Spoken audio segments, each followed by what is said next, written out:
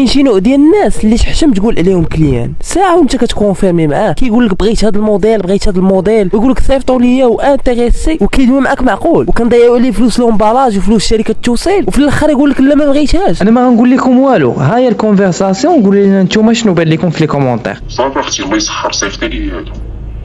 صافي، صيفط لي هذه الغوص اللي اتفقنا عليها ديال 900 درهم،